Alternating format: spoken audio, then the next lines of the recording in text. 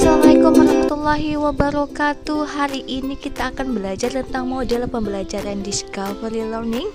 Apa itu Discovery Learning? Simak video selengkapnya.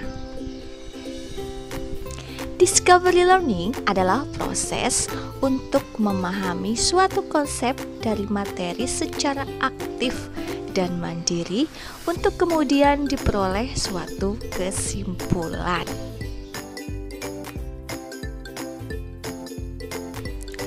Pada metode ini, guru tidak secara aktif menjelaskan materi pada peserta didik. Ayo, gimana caranya untuk model pembelajaran Discovery Learning ini? Simak terus pembelajaran hari ini selengkapnya. Tugas guru hanya memberikan sejumlah pertanyaan berkaitan dengan materi.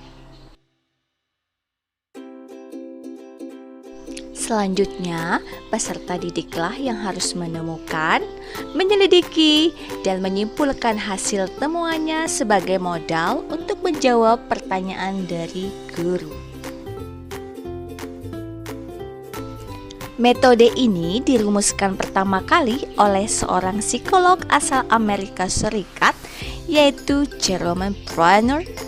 Seiring berjalan waktu, metode ini juga dikembangkan oleh beberapa ahli di dalam negeri.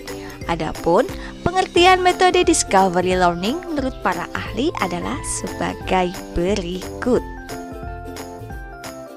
Menurut Jerome Bruner, pembelajaran yang berlangsung tanpa adanya informasi final dari suatu konsep atau materi, melainkan peserta didik harus mengorganisasi solusinya secara mandiri. M. Hosnen, model untuk mengembangkan cara belajar aktif dengan cara menemukan sendiri, menyelidiki sendiri, sehingga hasil yang didapatkan bisa bertahan lebih lama. 3. Sanjaya, model pembelajaran yang bahan pelajarannya dicari dan ditemukan oleh peserta didik melalui berbagai kegiatan. 4. Sun, kemampuan siswa dalam mengintegrasikan antara konsep dan prinsip. 5. Rus Effendi, metode mengajar yang menekankan kemampuan peserta didik dalam menemukan pengetahuan. Oke, itulah tadi tentang pengertian Discovery Learning. Sekarang kita lanjut ke tujuan Discovery Learning. Adapun tujuan Discovery Learning: 1. Memberikan kesempatan bagi peserta didik untuk terlibat secara aktif dalam proses pembelajaran. Yang kedua, melatih peserta didik untuk berpikir secara sistematis dan ilmiah dalam menyelesaikan suatu permasalahan terkait materi. Yang ketiga, meningkatkan pola berpikir kritis bagi peserta didik. Dan yang keempat, melatih peserta didik dalam menyusun strategi untuk meningkatkan pemahaman mereka terkait materi yang sedang diajarkan.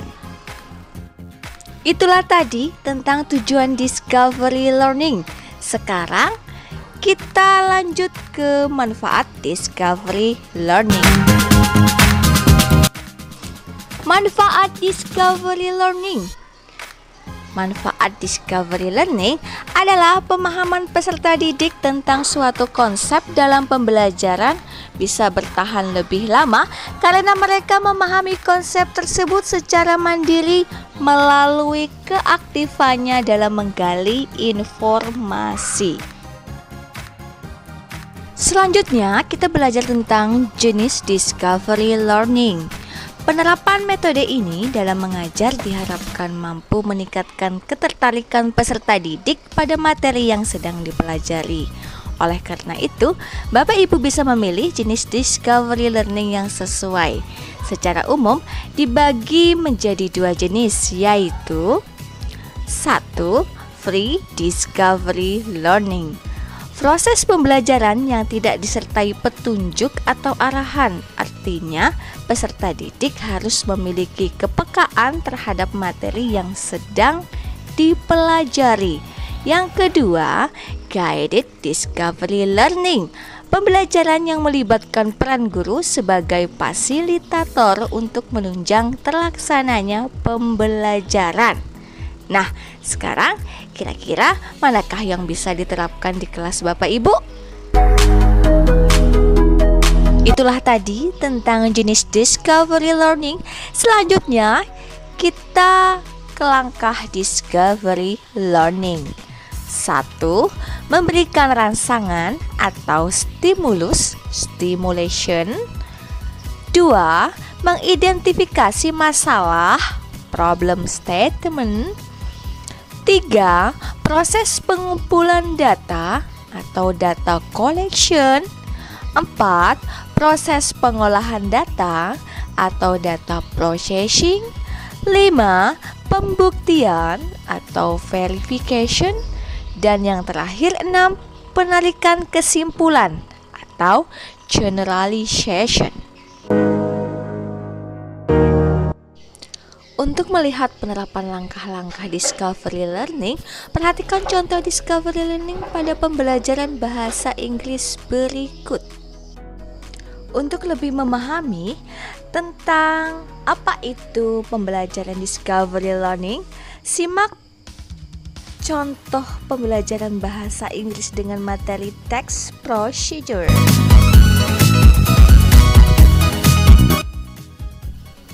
Adapun sinteks dan kegiatan pembelajaran berkaitan dengan materi teks prosedur sebagai berikut.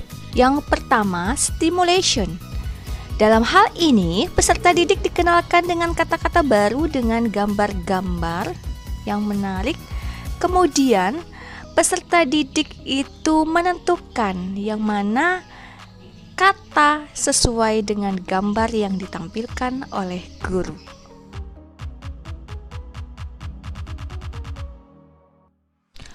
Untuk selanjutnya, dengan model discovery learning ini, saya tidak cukup memberikan gambar saja karena materi tentang teks prosedur. Saya memberikan stimulasi kembali 2 video, yaitu video tutorial resep minuman, yang mana dengan problem statementnya, peserta didik diberikan beberapa pertanyaan membimbing dengan menampilkan video tersebut. Seperti siswa bisa menemukan jenis video apa yang ditampilkan, kemudian peserta didik juga mencari informasi jenis video yang ditemukan, kemudian juga peserta didik menemukan hal yang sama dari 2 video yang diamati. Untuk selanjutnya, antara keterkaitan gambar dengan video yang sudah kita berikan stimulasi sebelumnya, peserta didik juga menentukan kata kerja pada video-video tersebut. Selanjutnya, untuk data collection, pada tahap ini peserta didik diminta untuk mencari informasi yang relevan guna menjawab pertanyaan yang dirumuskan pada tahap problem statement tersebut. Untuk sinteks selanjutnya, yaitu 4 data processing. Pada tahap ini, guru meminta peserta didik untuk berdiskusi dengan anggota kelompoknya untuk memproses informasi yang telah dikumpulkan oleh masing-masing anggota. Selanjutnya yang kelima, verification. Pada tahap ini, peserta didik melakukan presentasi terhadap pekerjaan yang sudah mereka lakukan secara berkelompok, kemudian bersama guru untuk memberikan atau memeriksa kembali hasil presentasi atau hasil pekerjaan peserta didik. Pada tahap selanjutnya, yaitu pada tahap 6, generalization. Pada tahap ini peserta didik memberikan kesimpulan dari apa saja yang sudah dipelajari. Itulah tadi contoh untuk pembelajaran model discovery learning. Selanjutnya, kita berbicara tentang kelebihan discovery learning. Adapun kelebihan discovery learning adalah sebagai berikut. 1. Mampu memperbaiki dan meningkatkan keterampilan berpikir peserta didik di ranah kognitif. Yang kedua, menumbuhkan rasa senang saat berlangsungnya pembelajaran, terlebih jika kesimpulan yang diperoleh sesuai. Yang ketiga, pengetahuan yang diperoleh peserta didik bisa diingat dan dipahami lebih lama. Yang keempat, mampu membangkitkan keinginan belajar peserta didik. Yang kelima, mampu meningkatkan penalaran peserta didik. Dan yang keenam, lebih efektif dalam mentransfer pengetahuan pada peserta didik. Terima kasih untuk selalu menyimak video dari awal sampai akhir. Mudah-mudahan bermanfaat untuk Bapak, Ibu, dan siapapun yang mendengarkannya. Jangan lupa like, komen, dan subscribe. Tentunya komentar membangun yang kami harapkan untuk kemajuan channel Nur Aini pembelajaran ini. Billahi taufik wal hidayah. Wassalamualaikum warahmatullahi wabarakatuh.